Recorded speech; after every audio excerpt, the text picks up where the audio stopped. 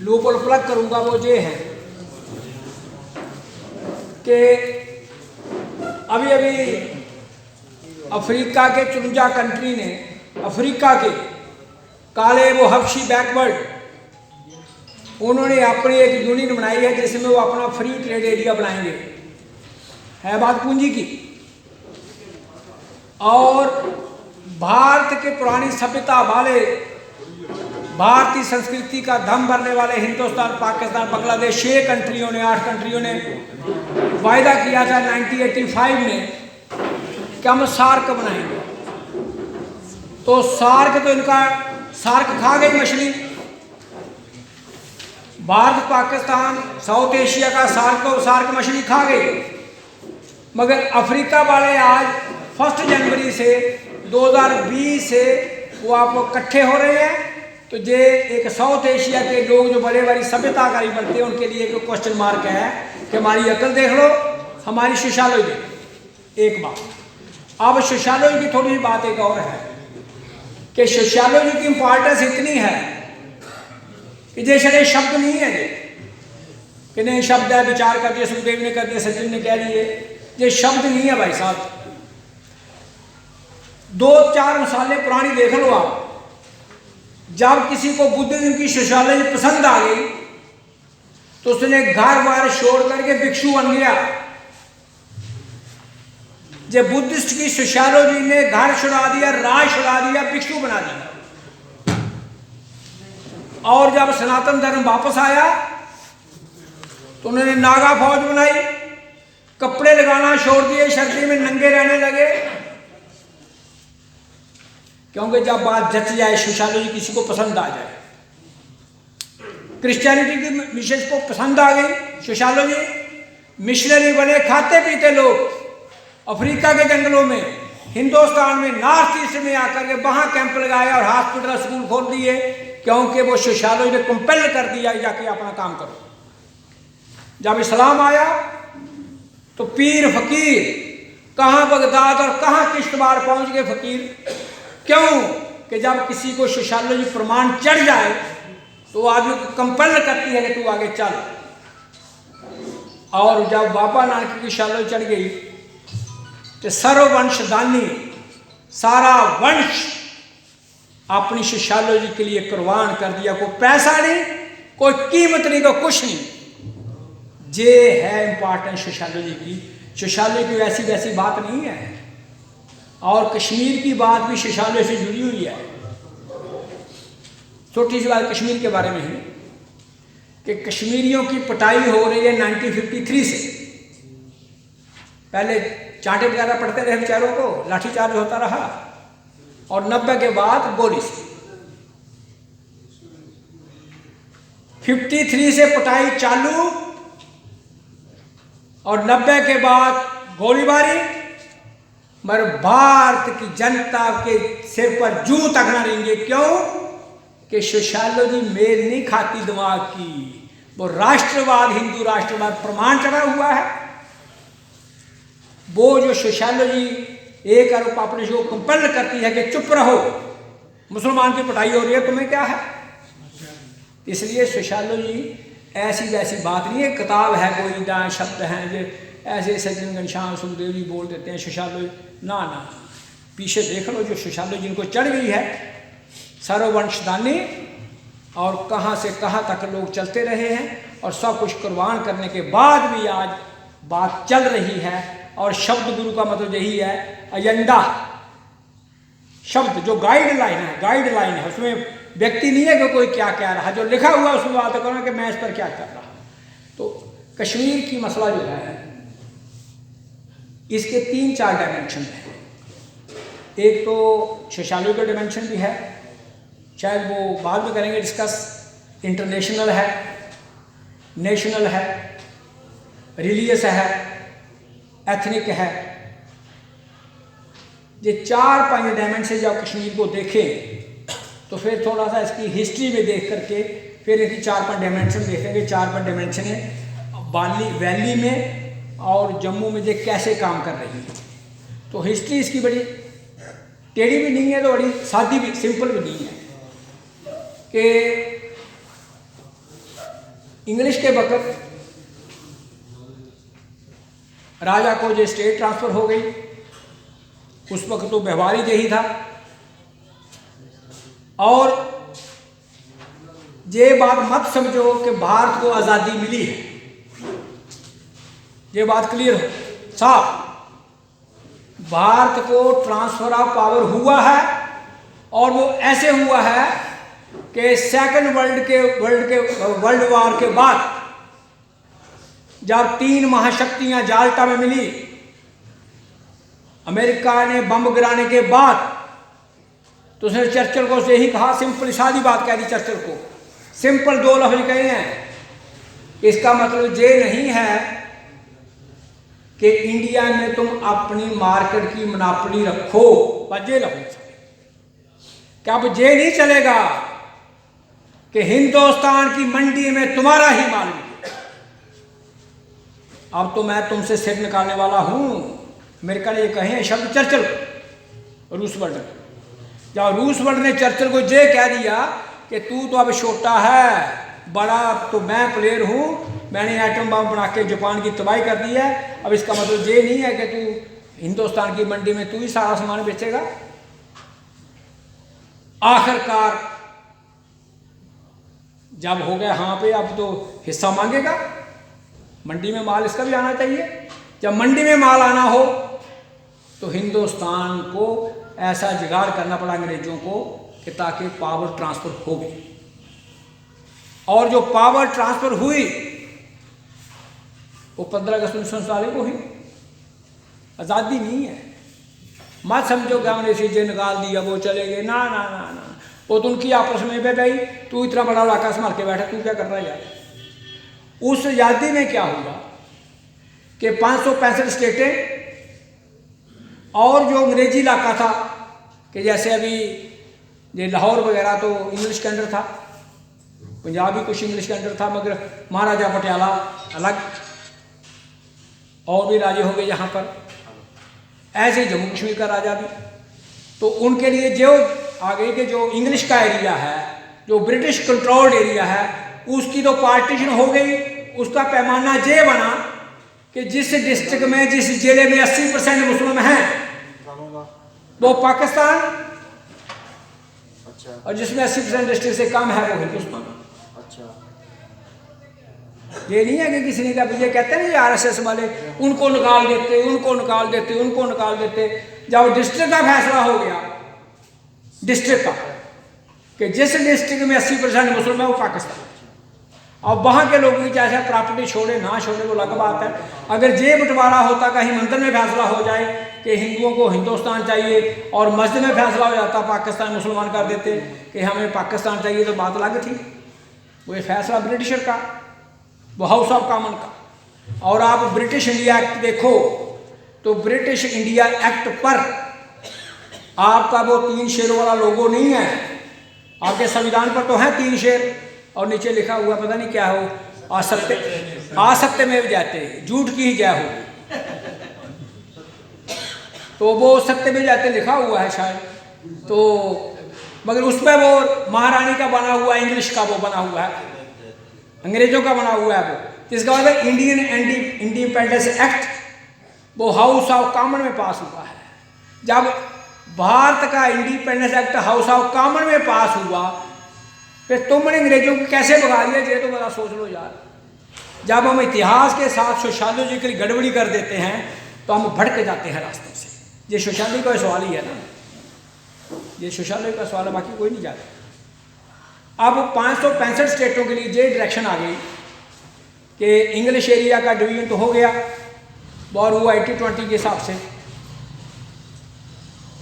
और 565 स्टेट को 3 डायरेक्शन आ गई कि फैसला राजा करेगा, पहली बात, और करेगा वो कंटिग्यूस एरिया के मुताबिक, जो इलाका नजदीक पड़ता हो। उसमें इंडिपेंडेंस भी राजा रह सकता है। ये 3 शर्तें थी उसमें कि राजा इंडिपेंडेंट भी रह सकता है, फैसला निर्णायक शक्ति राजा को है, और राजा को फैसला लेना चाहिए अपने मिलते जुलते एरिया के इलाके के अंदर। जब 3 डायरेक्शन आ गई तो 3 डायरेक्शनों में से कुछ इलाका तो सेंटर पॉइंट में था कि जैसे जूनागढ़ है, हैदराबाद है, और कुछ कार्नर पर, और कुछ जैसे भोपाल है, मैसूर है। जो बड़ी स्टेटें थी उन्हें कहा हम इंडिपेंडेंस रहेंगे। बड़ी स्टेटों ने फैसला किया हम आज़ाद रहेंगे, बड़ी रियासतों ने सारी। अब बड़ी रियासतों, राजा की रियासतों ने फैसला किया कि हम आज़ाद रहेंगे। उनमें भोपाल एक, ट्रावणकोर या जिसको आजकल त्रिवेंद्रम बोलते हैं 2, मैसूर वाला 3। ये 3 स्टेटों ने फैसला किया कि हम आज़ाद रहेंगे, और महाराजा हरि सिंह का फैसला कि मैं स्टैंड स्टिल, और हैदराबाद चुप, और जूनागढ़ विद पाकिस्तान। अब बात जहां खुलती है गुत्थी आकर के साथ, जब जूनागढ़ पाकिस्तान में, हैदराबाद ने फैसला कोई नहीं किया अभी, ट्रावणकोर, मैसूर और भोपाल आज़ादी, और जम्मू कश्मीर स्टैंड स्टिल। तो जूनागढ़ ने जब फैसला किया कि मैं वहां जाऊंगा, तो पहले थोड़ी सी बात एक और जोड़ देते हैं कि जो इंडिपेंडेंस वाली बात आई, तो वहां का जो पॉलिटिकल सेक्रेटरी था, यूके वाला, इंग्लैंड वाला, उसको जहां के माउंटबेटन ने ये बात की कि ये 100 साल जहां कंपनी लड़ी है, ईस्ट इंडिया कंपनी, जिसने फ्रांसीसियों को जहां भगाया, हॉलैंड वालों को जहां से भगाया, पुर्तगाल को जहां से भगाया, और अब तुम जो आज़ादी दे रहे हो राजा को, रियासतें को, तो जो राजा की रियासत अपना डिफेंस फ्रांस से मांगेगी, जो राजा की रियासत अपना डिफेंस पुर्तगाल से मांगेगी, उसको तुम कैसे इनकार कर सकते हो? तो इसका मतलब वो हमने गलती की है। आखिरकार वहां के प्राइम मिनिस्टर ने और लॉर्ड माउंटबेटन का समझौता हो गया, वर्बल, के माउंटबेटन, नेहरू, पटेल, जो मर्जी करो, आपको छुट्टी है। और इस बात पर वहां का पॉलिटिकल सेक्रेटरी इस्तीफा दे दिया, रिजाइन दे दिया उसने कि जो फैसला है उसको मानो। तो जूनागढ़ ने फैसला किया पाकिस्तान के साथ जाने के साथ। जब जूनागढ़ ने फैसला पाकिस्तान के साथ जाने का किया, तब रास्ता ये बनता है कि जूनागढ़ जितना एरिया पाकिस्तान को बुला के जा तो 700 दे दो, या वहाँ को पाकिस्तान अलाउ करो। मगर हुआ ये कि पटेल ने वहाँ पर वोटिंग करवाई, रेफरेंडम करवाया। जूनागढ़ में वोटिंग पड़ी है, वोटिंग, और मेजॉरिटी हिंदू थे, राजा मुसलमान था। उसी का नवाब था, वजीर था, जिसका आगे बच्चा भुट्टो था, जुल्फकार अली भुट्टो, उसी का लड़का था आगे जाकर, उसी वजीर का, राजे के वजीर का, नवाब का बेटा। तो फैसला हो गया कि जनता चाहती है हिंदुस्तान के साथ, लिहाजा जूनागढ़ हिंदुस्तान का पार्ट। रेफरेंडम का इनिशिएटिव हमने लिया, प्लेबिसाइट का इनिशिएटिव हमने लिया। अब बात आ गई जूनागढ़ की, इसकी दूसरे राजाओं की, जिन्होंने कहा कि हम इंडिपेंडेंट रहेंगे। तो जहां की कैबिनेट ने यह फैसला कर दिया, ये कॉन्स्टिट्यूंट असेंबली ने, कि जहां के राजा राज प्रमुख बनाए जाएं, मतलब गवर्नर प्रमुख, और उनके अंडर वहां की स्टेटों की कॉन्स्टिट्यूंट असेंबली बने। तो वो कॉन्स्टिट्यूंट असेंबली मध्य प्रदेश में, भोपाल में, वो कॉन्स्टिट्यूंट असेंबली त्रिवेंद्रम में, और वो कॉन्स्टिट्यूंट असेंबली मैसूर में, और तीनों राजा राज प्रमुख। क्योंकि हमारा फैसला स्टैंड स्टिल का था, महाराजा का, इसलिए ना ये आज़ादी का था, ना ये मर्जर का था, जहां कोई कॉन्स्टिट्यूंट असेंबली नहीं बनी। बात आगे बढ़ती है, और फिर पता लगता है बीके मैनन के जरिए कि राजा से ये बात करो, राजाओं से, कि तुम्हारा एवरेज खर्चा, तुमने ये अपनी पुलिस रखनी है, PWD बनाओगे, दूसरा काम चलाओगे, तुम्हारा एवरेज खर्चा कितना है? तो किसी का 40 लाख, किसी का 10 लाख, किसी का 20 लाख। तो गवर्नमेंट ऑफ इंडिया से ये प्रपोजल गया कि जो तुमको 20 लाख खर्चा चाहिए सालाना या 40 लाख चाहिए वो हम देंगे ना, तुम्हें इतना इंतजाम तामझाम करने की क्या जरूरत है। तो बात तो ठीक थी भाई, राज तो मैंने इसलिए चलाना है कि मेरा खर्चा चलता रहे, मेरी ठाठ बाट बनी। अरे ठाठ बाट तुम्हारी रहेगी, खर्चा ले लो हमसे। वो आ गया प्राइवेट पर्सेस। प्राइवेट पर्सेस के मुकाबले में राज प्रमुखों ने अपनी स्टेटों को वह हदायत दे दी कि वो कॉन्स्टिट्यूएंट असेंबली बन दी। अब राजा का निर्णायक शक्ति खत्म हो गई। ये बात है, पहले डिसीजन मेकिंग पावर राजा को थी, जब राजा ने कॉन्स्टिट्यूएंट असेंबली बना दी अब फैसला कॉन्स्टिट्यूएंट असेंबली को हो गया है कि कॉन्स्टिट्यूएंट असेंबली क्या फैसला करती है।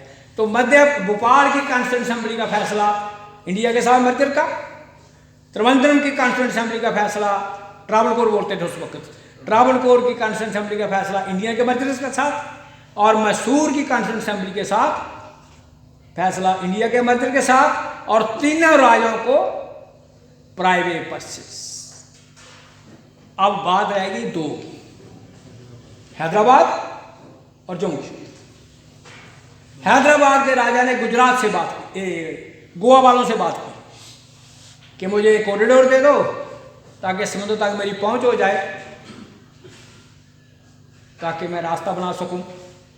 इंडिपेंडेंस मांगी नहीं, पाकिस्तान के साथ मर्जर करने के लिए उसका सारे कॉरिडोर, उसका जो उसकी जो चौकड़ी कह रहे थे कि पाकिस्तान के साथ मर्ज करो।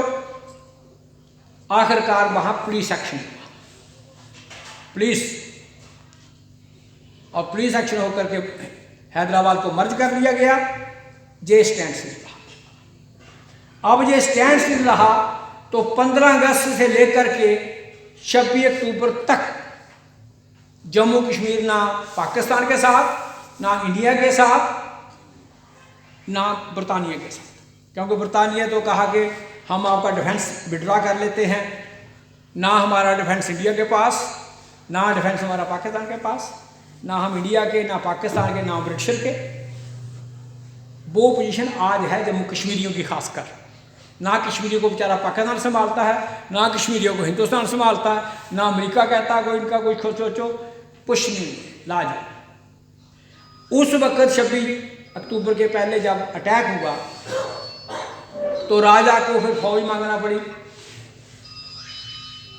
और फौज, हिंदुस्तान कहता शर्त लगा दी कि फौज तो तब देंगे अगर हमारे साथ हालात करो।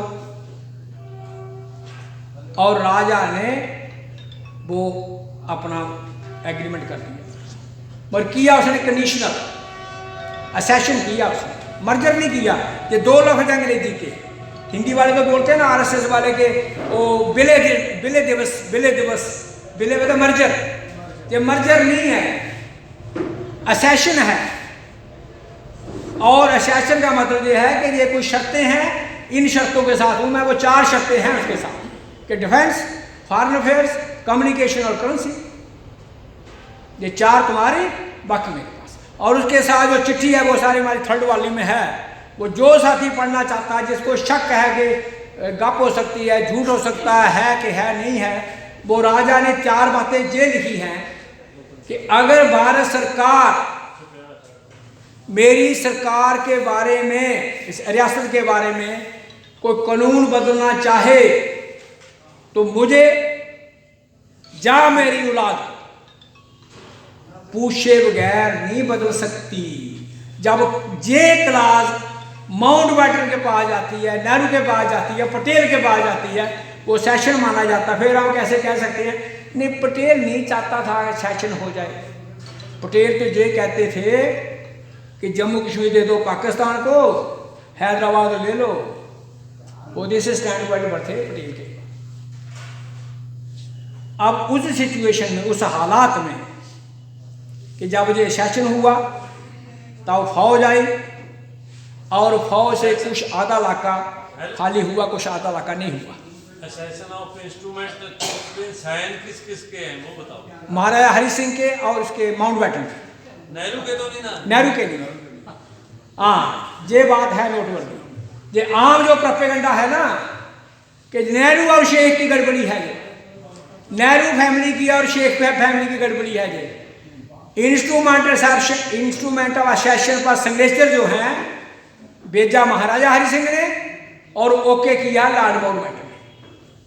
जब लॉर्ड माउंटबेटन ने और महाराजा हरि सिंह के दस्तखत हैं, उसमें नेहरू भी पीछे साइड लाइन पर है और शेख अब्दुल्ला भी है। अब गाली इसको मर्जी देते हो आप, गांधी फैमिली को देते रहो, शेख फैमिली को देते रहो आप। ये प्रचार, ये प्रोपोगंडा, ये सोशियोलॉजी बदलने वाला प्रचार जो है ना, कि माइंड सेट ही बदल दो आप। तो वो इंस्ट्रूमेंट ऑफ सेशन ये बताता है कि उस वक्त की बातों में ये फैसला जो है वो माउंटबेटन ने, जो उस वक्त इंडिया का गवर्नर जनरल था, उसने फैसला किया और महाराजा ने किया है। ये शेख अब्दुल्ला की कोई बात नहीं है। माउंटबेटन का वो नोट भी बताओ। फिर लंबी बात हो, फिर टाइम। नहीं, वो कंडीशनल है। माउंटबेटन ने नोट पे कंडीशन, वो बहुत इंपॉर्टेंट है। अच्छा ठीक है, तो माउंटबेटन खुद लिखते हैं ना, करना क्या है। माउंटबेटन ने ये कहा है कि ये जो असेशन है ये टेम्पररी है और इसका फर्दर जो है वो पीपल रेफरेंडम से होगा, पीपल ओपिनियन से, विशेष आवला पीपल के बताओ फैसला होगा। ये विशेष आवला पीपल लभाई कहां से आ गया? अब सवाल है जो हमारे सामने, ये विशेष आवला पीपल सवाल कहां से आया? हाउस में कोई बता दे। जूनागढ़ से।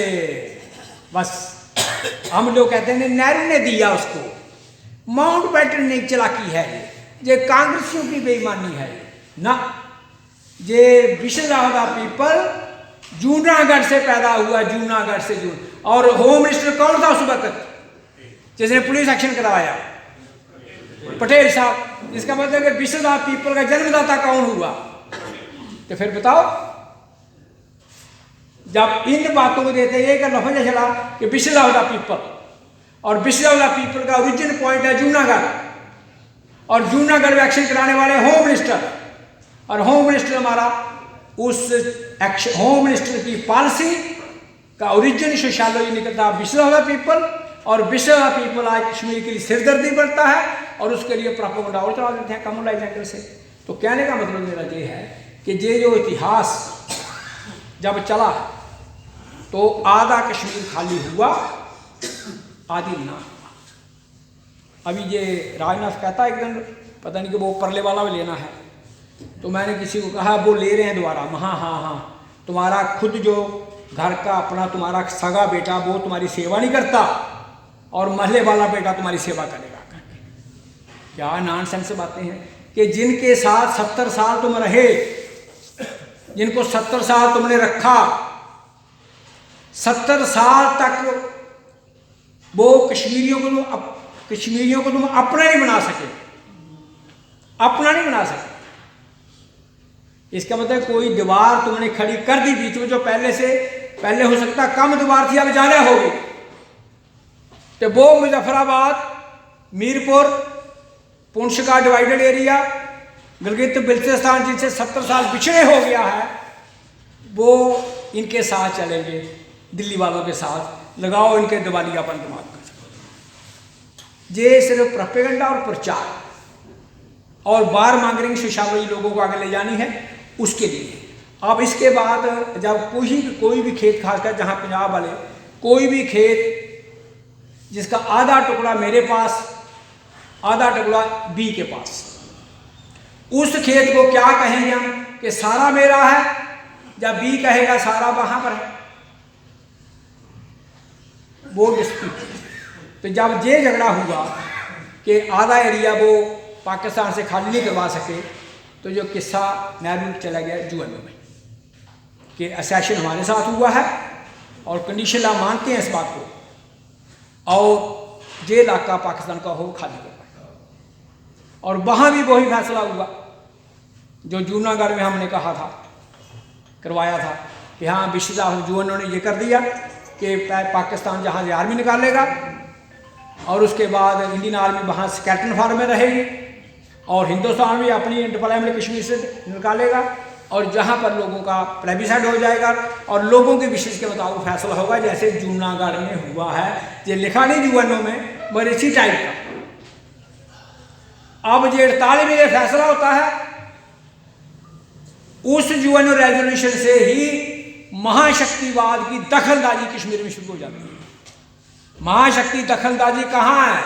यूएन को रेजोल्यूशन में। और पाकिस्तान आर्मी विड्रा क्यों नहीं करता? अमेरिका कहता है नहीं, ये स्ट्रेटजिक प्लेस है, कम्युनिस्टों को रोकने के लिए खास जगह है, इसलिए जहाँ से आर्मी निकालनी है। आर्मी निकालोगे तो हो सकता है पाकिस्तान के साथ, हिंदुस्तान के साथ चले जाएंगे। उस वक्त शेखुद्दौला का जोर था 53 तक, और तब पॉसिबिलिटी हो सकती है कि बात आगे बढ़ जाए और हम इसको काबू ना कर सकें। तो 65 तक ये नहीं चाहिए। 65 पर अटैक हुआ ताकि कश्मीर भी ले लिया जाए, वो लिया नहीं। ताशकंद में फैसला हो गया। फिर इनको थोड़ा सा झटका लगा, ये रशिया के साथ चले गए। 71 में दोबारा क्लैश हुआ, पाकिस्तान के 2 टुकड़े कर दिए, और तब कश्मीरियों ने पाकिस्तान के लिए कोई प्रोटेस्ट नहीं किया। ये सर्टिफिकेट है कश्मीर वालों का कि ये प्रो पाकिस्तानी नहीं है।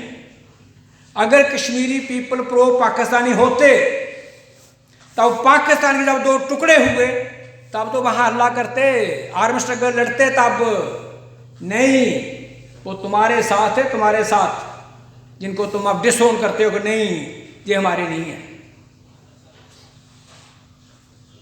और 71 के बाद शिमला एग्रीमेंट, और उसके बाद सबसे बड़ी अच्छी बात सुनाने वाली ये है कि वाजपेयी जी ने, जिसने सारी उम्र अखंड भारत की बात की, उसको वो दंडवत करते रहे RSS में जाकर के। जब 99 में लाहौर में गए तो वहाँ मानना कि यहाँ पाकिस्तान का वो अस्तित्व है, पाकिस्तान की एग्जिस्टेंस है, और वहाँ लाहौर डिक्लेरेशन हुआ। लाहौर डिक्लेरेशन में उसने वाजपेयी ने 3 बातें कही कि कश्मीर का मसला इंसानियत, जमहूरियत और कश्मीरियत, इसमें ह्यूमैनिटी, डेमोक्रेसी और कश्मीरियत में आइडेंटिटी।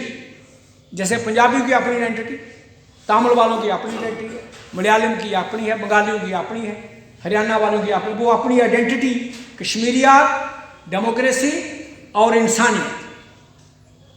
और वाजपेयी की जो सारी कल्टीवेशन हुई है RSS हिंदुत्ववाद में, वो सीने पर कितने क्विंटल का पत्थर रख के गया होगा कि उसने ये 3 स्लोगन दिए हैं। कहाँ वो हिंदुत्ववाद, और कहाँ जुबान से 3 स्लोगन, इंसानियत, जमहूरियत और कश्मीरियत, और लाहौर जाके डिक्लेरेशन की ताकि कोई इंसान के बच्चे बच जाएं। आखिरकार करगिल में फिर झगड़ा हुआ, वो इसलिए कि ये जो लाहौर डिक्लेरेशन हुई है इसको ड्रेल किया जाए ताकि ये बात आगे ना बढ़े, इसलिए हुआ है। ये नहीं है पाकिस्तान ने कर लिया उस, ना ना ना ना, ये इंटरनेशनल चाल है शतरंज की। जब वो करगिल वाला एपिसोड हुआ ताकि लाहौर डिक्लेरेशन ड्रेल हो जाए, उसके बाद भी हुई, और 2001 को आगरा में बुलाया, और 2001 को जब मुशर्रफ आगरा हुआ। ये कभी हो सकता है कि कोई कंट्री से बात करे और इतनी बड़ी मोटी बात हो गई, मतलब कि वो आगरा में जहां मुशर्रफ आया और रात के 2 बजे बात टूट गई, वो बात तोड़ाई।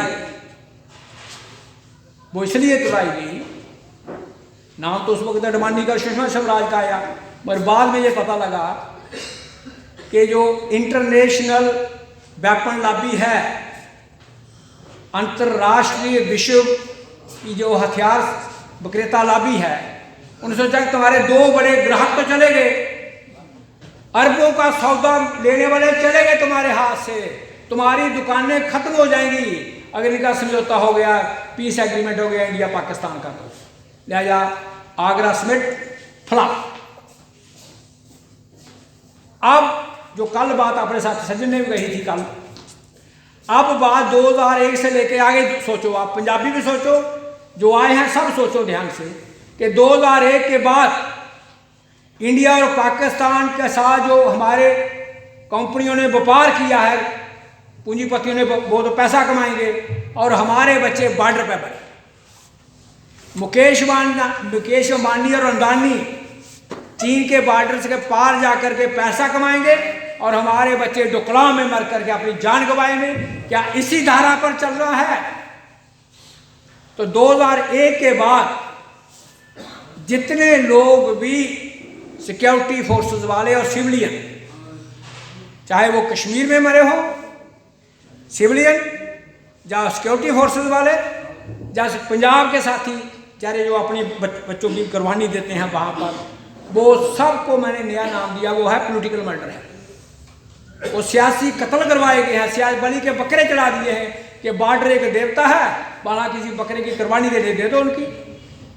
क्या अब यही बात पर आना है कि हम अपने बच्चों की कुर्बानी देते रहें और हमारे बच्चों की कुर्बानियों के आधार पर या अपनी सत्ता का पायदान बनाते रहें और फिर हमें विकास का वो धारा देते रहें? इसी पर चलना है क्या? तो इस बात में जो जम्मू कश्मीर का मसला है वो वहाँ खड़ा हो गया है, जिसमें इंटरनेशनल इंटरफेरेंस नंबर 1 पर है।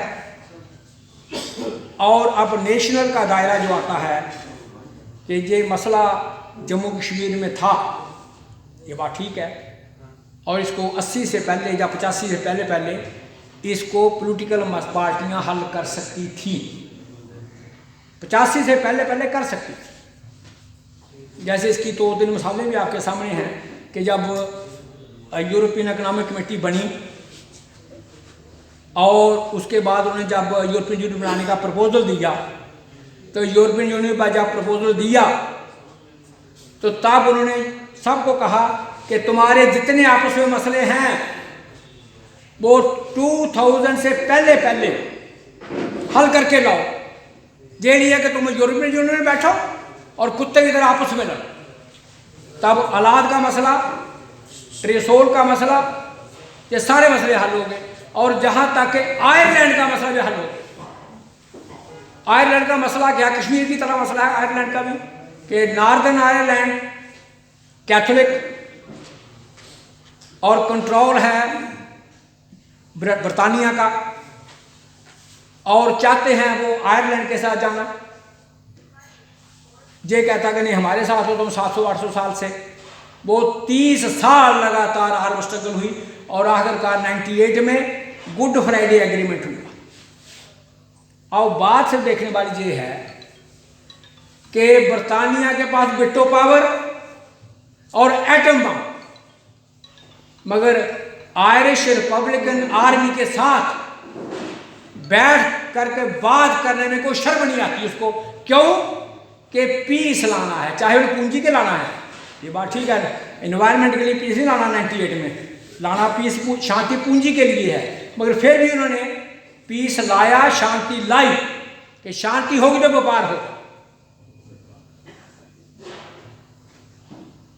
ये अपना ये जो है ये जो चाइना, ये अपना अमेरिका, पहले उसने तालिबान को बनाया, ट्रेनिंग दी, बड़ा किया, रूस के खिलाफ अफगानिस्तान में लड़ाया, और 1990 में उनको राज दिया और 10 साल उसे राज भी करवाया।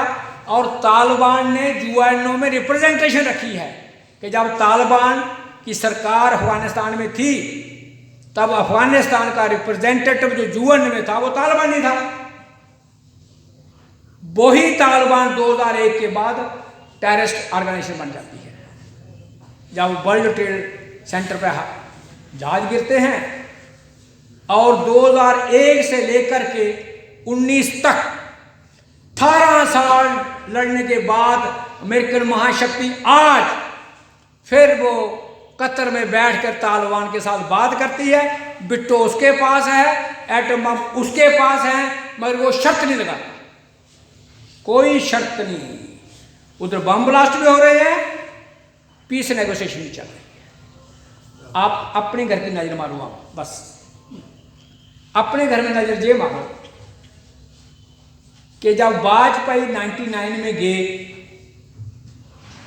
तो क्या उन्होंने ये शर्त रखी मुशर्रफ उसके सामने, नवाज शरीफ के सामने, कि पहले तुम उग्रवाद बंद करोगे फिर हम आएंगे? कोई बताए? नहीं। वो गया, उग्रवाद चलता रहा, ट्रेनिंग कैंप थे पाकिस्तान में, मिलिटेंट आते रहे, ब्लास्ट होते रहे, मगर नवाज शरीफ की या वाजपेयी की बात हुई रहा। 2001 में जब मुशर्रफ को बुलाया तो क्या शर्त रखी? कोई शर्त नहीं रखी। मुशर्रफ ट्रेनिंग कैंप चला रहा था, ट्रेनिंग कैंप आ रहे थे, अब उग्रवादी भी आ रहे होंगे, मगर सवाल है कि शर्त कोई नहीं रखी। अब क्या बात है कि पहले उग्रवाद बंद करो फिर बात होगी। इसका मतलब है कि अपने बच्चों की कुर्बानी देनी है, किसानों और मजदूरों के बच्चों को बॉर्डर पर मरवाना है राष्ट्रवाद के नाम पर, और कोई नहीं है, ताकि वोट तो मिलते रहे। अगर राष्ट्रवाद को इस एंगल पर ले जाना है तो फिर तो ये राष्ट्रवाद हमारे नौजवान बच्चों को बॉर्डर पर ही बलि चढ़वाएगा, और हम राष्ट्रवाद की माला जपते जपते खुद भी मर जाएंगे, और हम आर्फन हो जाएंगे कि ना हमारे आगे बच्चे होंगे, ना कुछ होगा, पोता छोटा रह जाएगा, दादा पहले मर जाएगा, बात नहीं बनेगी। इसलिए अब जो नई दुनिया के एंगल से अगर चीज़ों को देखें तो वो एक तरफ तो क्लाइमेट चेंज है, एक तरफ अमानवता है, और एक तरफ अंदर की जो नीतियाँ हैं वो उन्होंने आपको जहाँ पहुँचा दिया है कि भारतीय संविधान को, जो मेरी राय तो अलग है, जो कल भी बात की थी, अब ज़्यादा बात करने की जरूरत नहीं, कि जो भारत का संविधान में सो कॉल्ड नाम निहाद का सेकुलरिज्म, नाम निहाद की डेमोक्रेसी, नाम निहाद का फेडरलिज्म, नाम निहाद की जो आइडेंटिटी थी, उस पर भी अटैक हो गया 5 अगस्त को। 5 अगस्त को अटैक हो गया। ये 370 क्या है? ये भारत के संविधान की जो फेडरल समझ है, फेडरल अप्रोच, कि हाँ हर आदमी को एक पहचान का अधिकार है, ये 370 उसके लिए है। पंजाबी सूबा क्या है कि पंजाबी भाषा के लोगों को अपनी एजुकेशन, मदर लैंग्वेज में एजुकेशन देने का अधिकार हो, जो उनकी पहचान का सूबा है। तमिलनाडु है कि तमिल में एजुकेशन, मलयालम है, बंगाल है, नॉर्थ ईस्ट है, वहाँ नॉर्थ ईस्ट में 371 है, 371 है, और आंध्रा के कुछ एरिया और गुजरात के कुछ एरिया में आर्टिकल 371 है। ये आर्टिकल 371 ABCDEFGHI तक, ये सारी थोड़ा सा सो कार्ड बोला कि नाम निहाद फेडरलिज्म है।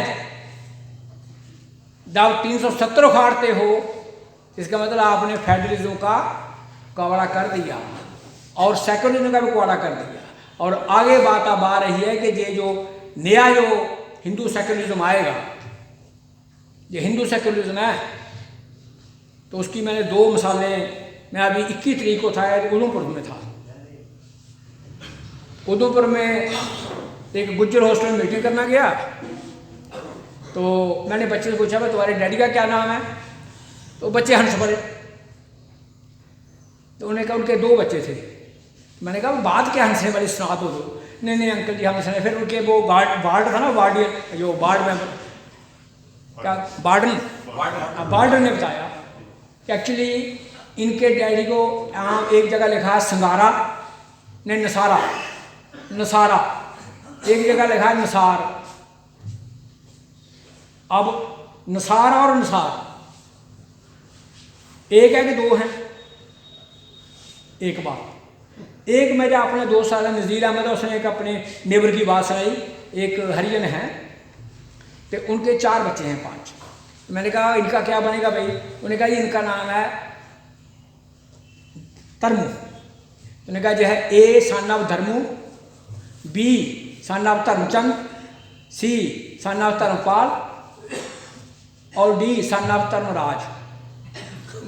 आप बताओ कि अगर आप धर्मू को मानते हो ठीक, तो धर्मचंद, धर्मपाल, धर्मराज तो सिटीजन नहीं है हमारे, उनको भेजो डिटेंशन कैंप में। अगर आप धर्मचंद को ठीक मानते हो तो धर्मराज और धर्मपाल और धर्मू गलत हैं। इसलिए ये जो हिंदू का सेक्युलरिज्म आएगा ना, भी ये आगे बताएगा कि आगे तुम कहाँ जा रहे हो। अब नसारा ठीक है या नसार ठीक है या नसार अहमद ठीक है, नसार अली ठीक है, ये तो उनको चारों को चौधरी को पता लगेगा जब उनको बच्चों को डिटेंशन कैंप में देंगे। तो कहने का मतलब ये है कि ये जो NPR वो NRS NCR NRC का कंसेप्ट जो आया असम के एंगल से 86 में, वो डिस्प्यूट था असम वर्सेस नॉन असम कि असम के नेचुरल सोर्सेज पर बंगाल के आए हुए बंगाली, चाहे वो हिंदू हो या मुसलमान हो, प्लस बिहारी और मारवाड़ी प्लस मारवाड़ी हमारे वाले, इनका कब्जा ज्यादा था। तभी वहां पर आसू और असम स्टूडेंट यूनियन बनी और जिन्होंने कहा कि हमारा राइट चाहिए। ये वैसे हमारे वाले जम्मू वालों का राइट पहले बना है कि जम्मू के डोगरों ने और कश्मीरी पंडितों ने 1924 में महाराजा को कहा कि जनाब हमारा कुछ सोचो, जे पेशावर वाले एबटाबाद वाले सेठ तो हमें खा जाएंगे। तो फिर पंजाब के उस वक्त पंजाब में बोलते थे, ये लाहौर और ये एबटाबाद है, सिटी के नाम से जानते थे जाने कि ये लाहौर वाले और ये एबटाबाद वाले लाला जी हमको खा जाएंगे। तो तब 1927 में महाराजा ने PRC लाया, परमानेंट रेजिडेंट सर्टिफिकेट है जम्मू कश्मीर। ये 47 से पहले उस वक्त की प्रोटेक्शन दी हुई है और 86 में ये मांगते हैं आसामी, और हम आकर के 2019 में उसको पास कर देते हैं, कन्वर्ट कर देते हैं हिंदू मुसलमान कि ये जो वेस्ट बंगाल से गए हुए बंगाली, बिहार से गए हुए हैं, और जब वहाँ पर 19 लाख वो पाए गए कि ये नॉन सिटीजन हैं और उनमें जो 14 लाख हैं, 15 लाख वो तो हिंदू हैं, 4 लाख मुसलमान हैं। अब उनको कैब में गाड़ी में बिठा करके लाएंगे वापस, जो CAA के तहत उनको दे देंगे सिटीजनशिप और मुसलमानों को रखेंगे डिटेंशन कैंप में। ये हिंदू सेक्युलरिज्म आगे चलेगा। अब उस हालात में जम्मू कश्मीर के मसले का हालात कि जो 5 अगस्त से लेकर के कम्युनिकेशन सब कुछ बंद है, मगर एक बात उनकी सबसे ज़्यादा जो नहीं है, भले पुरानी में हमने सुनी है मगर आपके लिए नहीं होगी, कि सरकार कई बार कर्फ्यू लगाती है, नेट बंद कर देती है, मतलब सरकार का आर्डर है कि तुम बाहर मत निकलो। इस वक्त कश्मीरियों का खुद फैसला है अपना सिविल कर्फ्यू के बाद कि हम 2 घंटे काम देखेंगे, बाकी तुम कहो कॉलेज नहीं चलाएंगे, तुम कहो स्कूल नहीं खोलेंगे, तुम कहो दफ्तर नहीं खोलेंगे, तुम कहो गाड़ियाँ नहीं चलाएंगे, तुम कहो बसें नहीं चलाएंगे, तुम कहो टैक्सी नहीं चलाएंगे, तुम कहो व्यापार नहीं करेंगे। हम सरकार कहती है बिजनेस करो, व्यापार करो, दुकानें करो, कश्मीरी अवाम कहता नहीं करेंगे। ये उनकी एकता, ये उनकी इंडिकेशन देती है कि आने वाले हालात जितने मर्जी खराब हों, बड़े अप्स एंड डाउन होंगे, मगर जीत उसी कम्युनिटी की होती है जो स्टैंड करता है मुकाबले में और जो झुकता नहीं है। ये नहीं है कि इधर आए गंगा आए तो गंगा दास, जमुना आए तो जमुना दास। इन हालात में कश्मीर का इंटरवेंशन में अंतर्राष्ट्रीय पहलू और अब जो निर्णायक शक्ति है वो है इन्वायरमेंट। लास्ट में बात लास्ट के जम्मू कश्मीर के लिए खासकर कि मोदी का जो बुलडोजर चलेगा जम्मू कश्मीर में, किस पर वाला? नेचुरल सोर्सों को कैप्चर करने, प्राकृतिक स्रोतों को कंट्रोल करने। तो कुछ प्राकृतिक स्रोत पहले जिनको महत्व न देते, जैसे लिथियम है, लिथियम की महत्वता बड़ी कम थी जब तक ये नहीं बना था, मोबाइल नहीं बना था। मोबाइल की बैटरी और ये लैपटॉप की बैटरी, दूसरी टैबलेट की बैटरी, ये सब उसमें पड़ता है, लिथियम पड़ता है।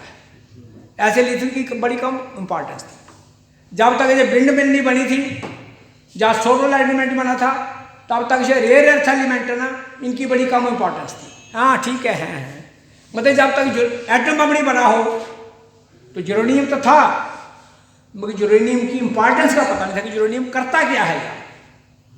यूरेनियम करता क्या है, यूरेनियम क्या करामात है यूरेनियम में, एटम बम से पहले इसका नॉलेज नहीं था।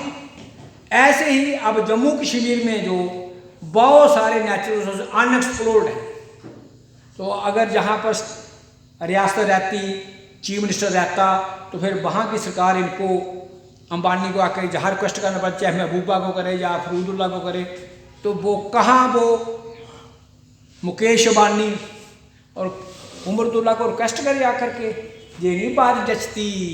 मोदी उसके जेब में और रिक्वेस्ट करे उमरदुल्ला को, इसलिए झूठी। अमित शाह जो कहेगा वही होगा। स्टेट डिजाल्व और यूनिट टेरिटरी।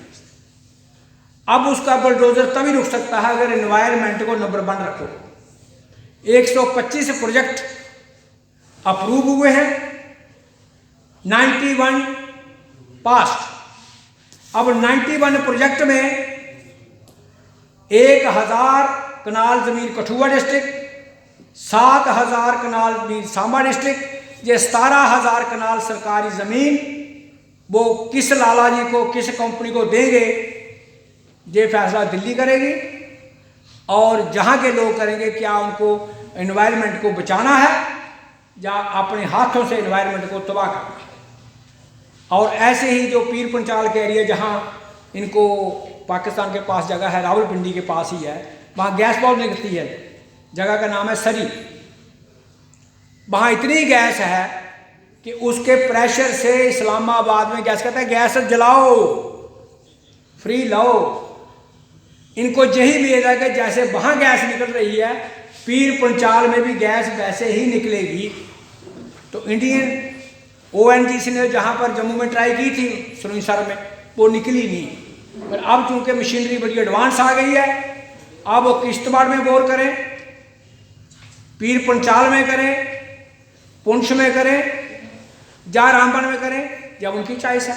तो इसका मतलब है कि जहाँ हाइड्रोकार्बन की सोर्स के लिए और जो पाउडर की जो नीलम की माइनिंग है वो टाटा को ने दे ही दी है। और लेह में जो रेयर अर्थ एलिमेंट हैं जो विंड